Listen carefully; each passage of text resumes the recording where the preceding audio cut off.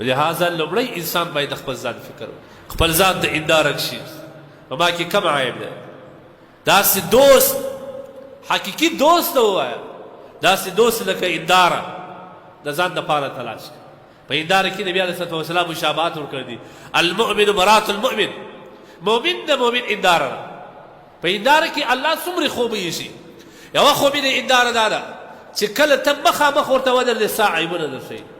کم دوست چې په دنیا کې ته د ځان دپاره پیدا کوې، داسې دوست به پیدا کوې چې هغه تا ته عیبونه در وښیي، تا اصلاح کې، تا پر حقه لار برابره کې، تا د ګمراهي نه وژغوري. دوم صفت الله پاک جل جلاله په انداره کې دا ایښی دي. کله چې ته ورته ودرېدلې ستا د مخ عیبونه یې در وښول، ته ولاړ سې بل سړی ورته راځي، هغه انداره شکایت ستا نه ورته کوي چې دی رالی دا رقم مخې و، دا رقم عیب پکښې و، دا رقم ما ور وښوي. انداره شکایت کوي؟ نه. کم مؤمن مسلمان ته چې تا یو عیب ور وښوی ستا دوست دی، بیا بل مسلمان ته مه وایه چې په پلان کې دا عیب و دا ما ځینې لرې کړي، دا کار نو ما وکړي، دا نو زه یم، دا نو ما دی لارې ته راوستي، اوس دی زما شکرانه ده. په دغه حدیث کې ډېر زیات حکمتونه پراته دي. دا د جواب الکلیم څخه دی. اما المؤمن مرات المؤمن، مؤمن د مؤمن انداره. نو انسان باید د خپل شخصي عیبو څخه ځان د ساتلو لپاره یو مؤمن مسلمان د اندارې غوندې ملګری پیدا کړي چې هغه کله په تا کې ناکي وویني تا ته ووایي. درېیم خوبي په انداره کې دا ده کله چې ته ورته ودرېدلې ستا عیبونه دا درښیي، چغې نه وي، نارې نه وي، ګرده په ځان نه خبرې، په تا نه خبرې.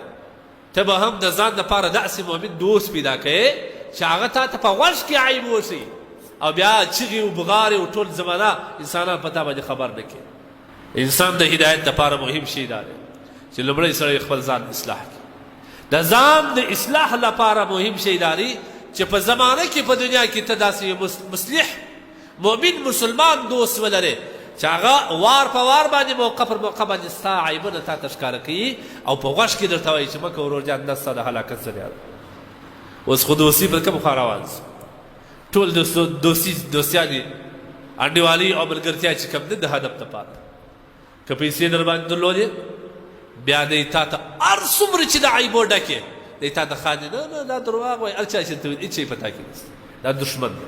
ستا د لالچ په خاطر، ستا د پیسو په خاطر، په دې خاطر که ما درته عیب وښوی دی مې د خپل درباره شړي، ستا عیبونه پر تا باندې کوټه کوي او دغه عیب تا ته په صفت تېروي، دا ستا دښمن دی.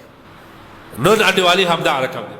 د غرض په خاطر باندې او د یو لالچ په خاطر باندې د خپل ورور سره داسې انډیوالي کوي چې د هغه ټوله زندګي یې د ده سره په غرض وي.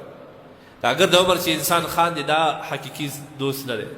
هغه انسان چې کله غوسه سي او تا ته پر بدو باندې اګاهي درکړي به دې پوه سې چې دا مخلص دوست دی. دا ټول عمر خندا والا دا کې منافقت ستا، ولې دا خامخا به دا کې داسې یو صفت ستا چې دی نه خوښوي، لیکن چې د ده نه یې خوښي بیا هم خاندي، دا منافقت تا ته نه ښي چې دغه کمزوري په تا کې ستا ده لرې که یا نه در ښي. ولې هلته کې در وښوي دی ځان نه ابولي چې دی بیا د خپل هدف نه لرې کوي، انډیوالي را سره ختمي. نو په دغه ناراضګۍ په حالت کې هم دی تا ته غاښونه سپینوي او خاندي، دغه منافقت دی، دا دوست نه دی. دا دوست نه دی. ګورې واورئ دا خبره، دوست هغه دی چې کله تا ته غوسه سي، کله تا ته وایي دا کار پرېږدې که زما او ستا انډیوالي ختمېږي، کله داسې دغه حقیقي دوست. دا زموږ د پښتو هر متل چې کوم دی دا بیا څه دی، دا ډېر د حکمتو ډکې. موږ په پښتو کې یو متل دی وایي دوست به دې وژړي او دښمن به دې خندوي. دښمن دې ولې خندوي؟ ستا په بدن کې چې څومره امراض دي دی سترګې پر پټې او تا ته ښکاره غاښونه در ښکاره کړي دي چې ته کې هېڅ شی نشته، حال دا دی چې دا ستا دښمن دی. دوست یې ژړی هغه درته وایي په تا کې دغه عیب دی، سبا نور خلک د خبرېږي، د خدای روی وګوره دا د ځانه لرې د څه خوابدي کېږي، در څه ناراضه کېږي، ستا د اصلاح او د هدایت فکر نه نیولی دی. دغه ته وایي دوست. ځکه زموږ د پښتو یو متل دی وایي دوست به دې وژړي دښمن به دې وخندي. لهذا د مؤمن مسلمان د هدایت دپاره او د حق ته راتګ دپاره پر لاره د برابرېدو دپاره لومړی شی دا ضروري دی چې دغه مؤمن مسلمان د ځان دپاره یو مؤمن هنداره غوندې متقي انسان د ځان دپاره دوست وټاکي. دا د ټول مهم دی.